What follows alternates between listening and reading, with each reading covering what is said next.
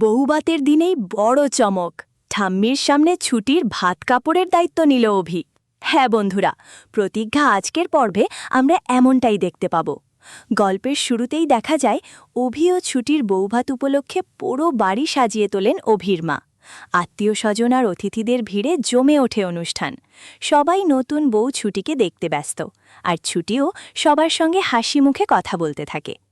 কিন্তু এই আনন্দের মাঝেই হঠাৎ পরিবেশ একটু গম্ভীর হয়ে যায়, যখন অভির ঠাম্মি ছুটিকে সামনে ডেকে কিছু গুরুত্বপূর্ণ কথা বলতে চান। ঠাম্মি বলেন, সংসারের নিয়ম অনুযায়ী বৌমার দায়িত্ব শুধু ঘর সামলানো নয়, তার সম্মান ও ভবিষ্যতের দায়িত্বও পরিবারের নিতে হয়। ঠাম্মির এই কথা শুনে সবাই চুপ হয়ে যায়। তখনই অভি সবার সামনে এগিয়ে এসে বলে, আজ থেকে ছুটির সব দায়িত্ব আমার। ওর ভাত কাপড় থেকে শুরু করে সুখ দুঃখ সব কিছুর পাশে আমি থাকব। অভির মুখে এই কথা শুনে ছুটি আবেগে চোখের জল ধরে রাখতে পারে না।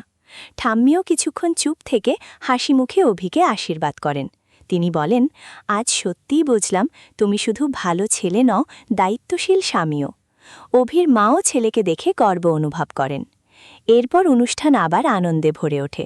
সবাই অভি ও ছুটিকে আশীর্বাদ করতে থাকে।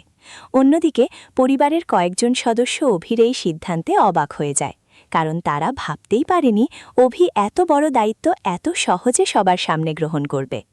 পর্বের শেষ দৃশ্যে দেখা যায় ছুটি চুপচাপ অভির দিকে তাকিয়ে থাকে আর মনে মনে ভাবে, জীবনের সবচেয়ে বড় ভরসাটা হয়তো আজ সে সত্যিই পেয়ে গেছে।